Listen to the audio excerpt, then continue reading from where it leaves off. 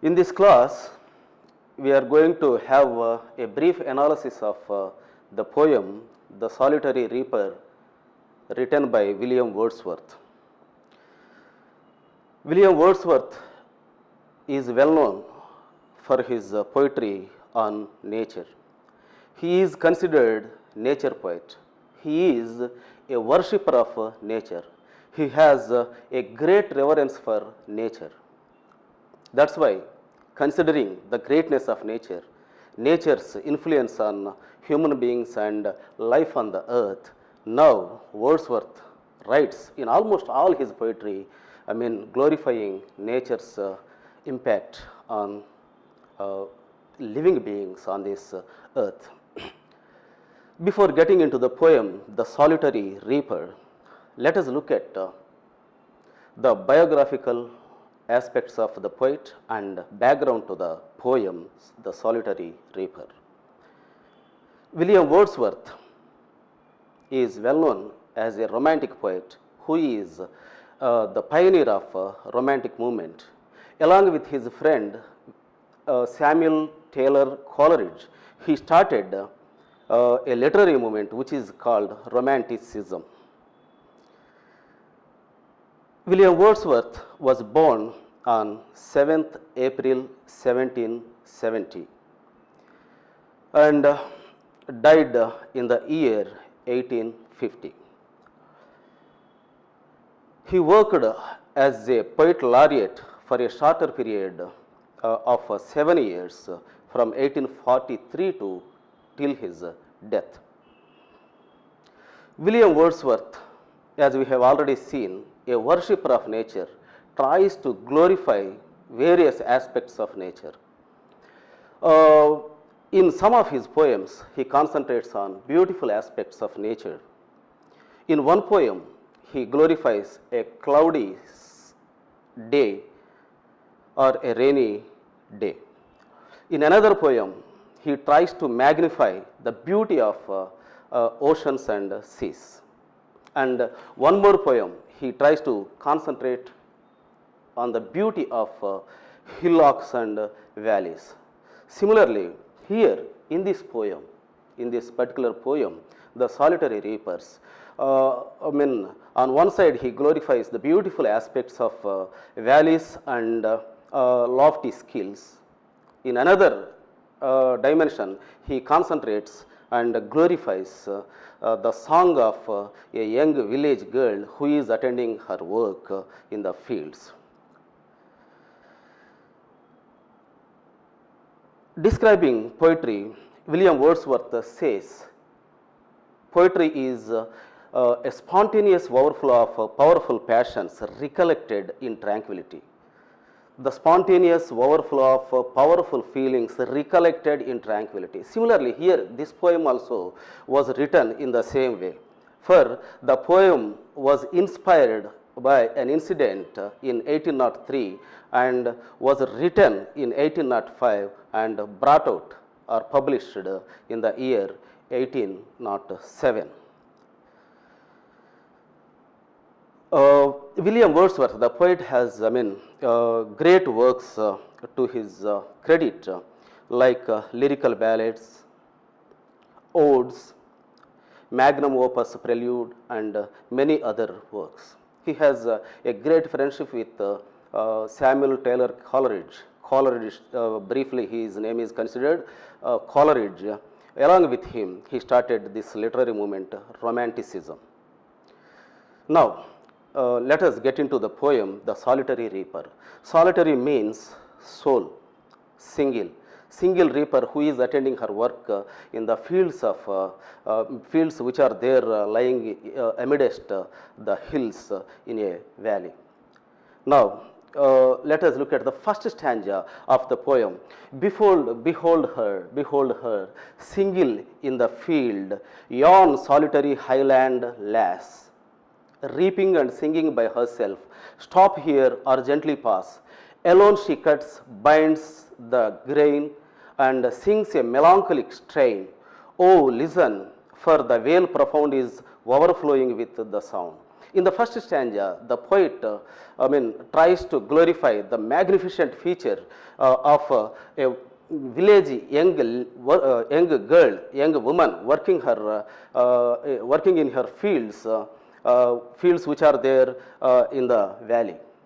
So there are lofty hills which are beautiful, and the fields are also appearing beautiful. Now she is cutting the stalk of the grain there in the fields. While working like this, she sings a beautiful song, but it is melancholic. It is a sad song. Now he describes in the first stanza that she is attending her duty, doing her duty of cutting the stalk of grain, and binding the sheaves of the stalk of grain and placing them on the ground.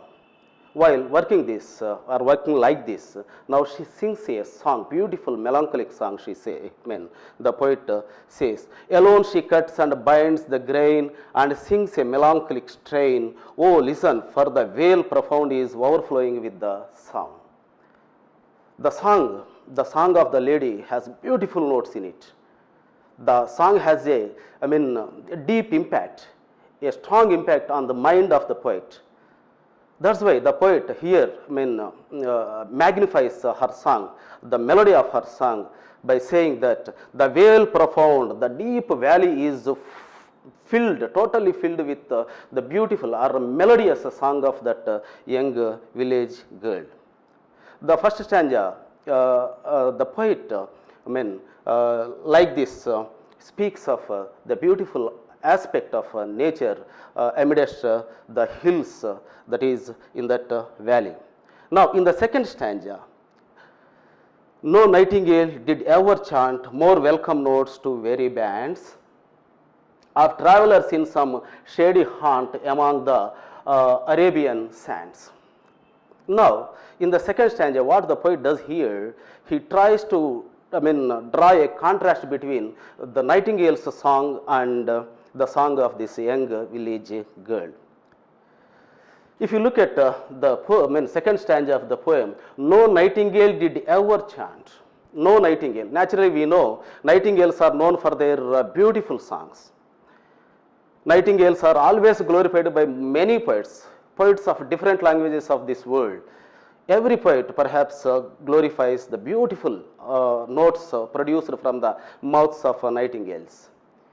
Here, drawing a contrast, a comparison between nightingale and this village young girl who is singing a song, attending her work, the poet says the melody of the young girl is better than the melody of nightingales. That's why he says, no nightingale did ever chant more welcome notes to weary bands of travelers in some shady haunt among Arabian sands. Arabian sands represent the Arabian deserts. People who are traveling in the desert sand, ultimately by the end of the day, they get weariness. They exhaust themselves because of the day walk in the sand. Now, after taking rest during night, they are unable to hear this sort of a beautiful song from the throats of the nightingales in Arabia. So here the poet says the song of the young girl is more melodious than the songs of nightingales.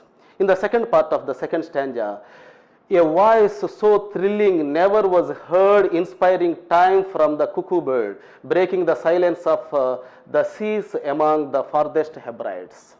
Hebrides are groups of islands which are lying there on the northern part of northwest coast of Scotland. Here, this part of Scotland is known for beautiful and melodious songs of cuckoo birds. Cuckoo birds, thousands of cuckoo birds, inhabit there, and early in the morning they produce, beautiful sounds and beautiful melodious songs there in the groups of islands called Hebrides.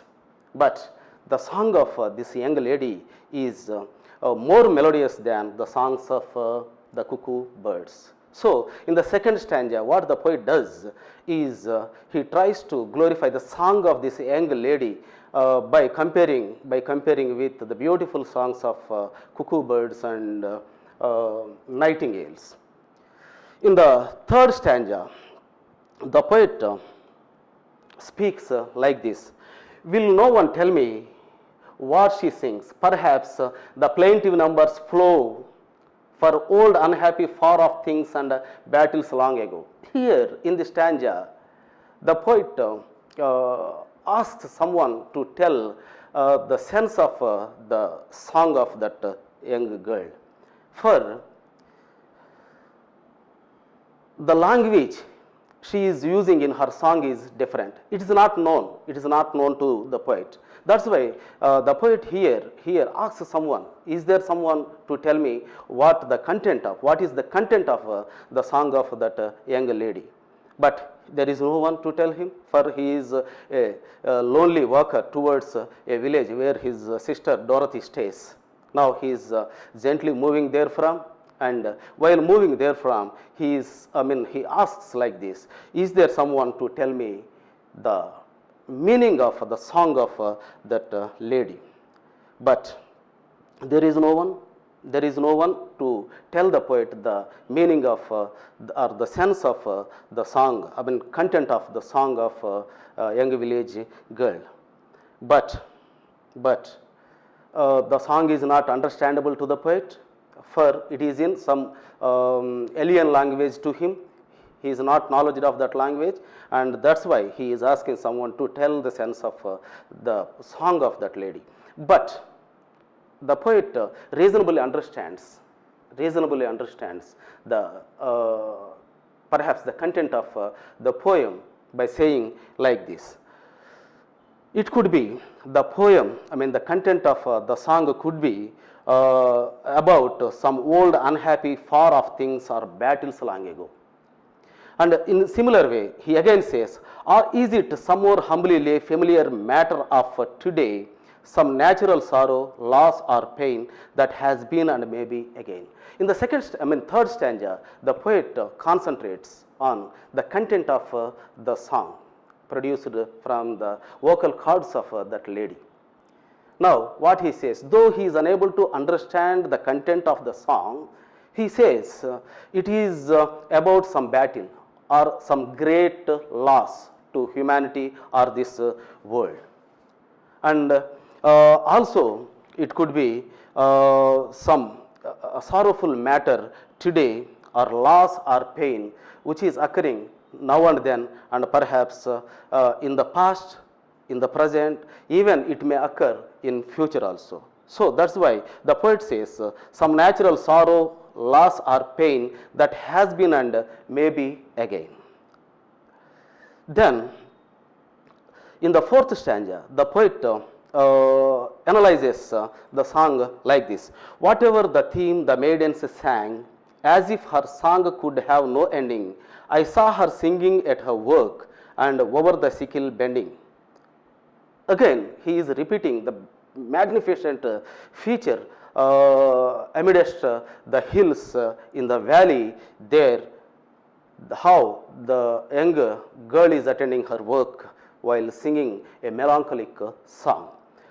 I listened motionless and still, and as I mounted up the hill, the music in my heart I bore long after it was heard no more. Now, the poet cannot stop there for a longer time, as he has to reach his destiny. Now, he gently moves therefrom. While going therefrom, what he says, whatever the theme the maidens sang, as if her song could have no ending, I saw her singing at her work and over the sickle bending. I listened motionless and still, and as I mounted up the hill, the music in my heart I bore long after it was heard no more. Though the poet is writing this poem after many years of actually experiencing that song there amidst the valley, now he recollects the beauty of that poem. He recollects the melody of that poem, song sung by that young lady that day in that valley. Similarly, in another poem of Wordsworth, which is titled Daffodils. There also the poet happens to see, a host of beautiful daffodils, a group of beautiful, thousands of beautiful daffodils beside a lake beneath the trees. That day he was very much influenced by that beautiful scene of daffodils. And even after many years, whenever the poet is in his sorrowful or pensive mood, he recollects that beautiful scene of daffodils and gets a sort of relief from his fret and fever, from his tensions and temptations. Similarly, here in the last stanza, the poet says, I listened motionless and still, and as I mounted up the hill, the music in my heart I bore, long after it was heard no more. The poet here says, even after many years, he is able to listen the beautiful song of that village young girl, still afresh, still afresh. The song is still fresh in his mind, even after many years. For the song of that young girl has such a great and immense impact over the mind of the poet. Now he is able to see the same song, that's beautiful, magnificent scene through his inner eye and inner mind. So Wordsworth, in order to glorify different aspects of nature, different objects of nature, always tries to glorify and magnify the aspects of nature. In another poem, Table Stand, he speaks like this: she has a world of ready wealth, nature has a world of ready wealth, our minds and our hearts to bless, spontaneous wisdom breathed by health, truth breathed by cheerfulness. So Wordsworth has a great confidence in nature.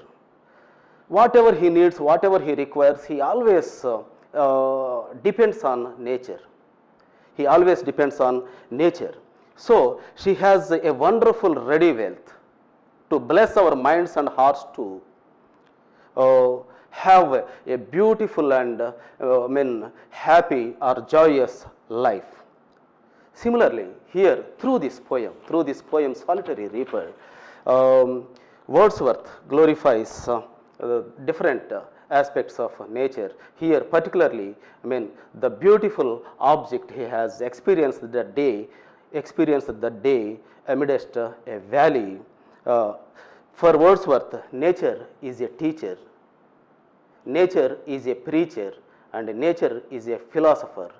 That's the reason why Wordsworth always tries to glorify or magnify various objects and aspects of nature.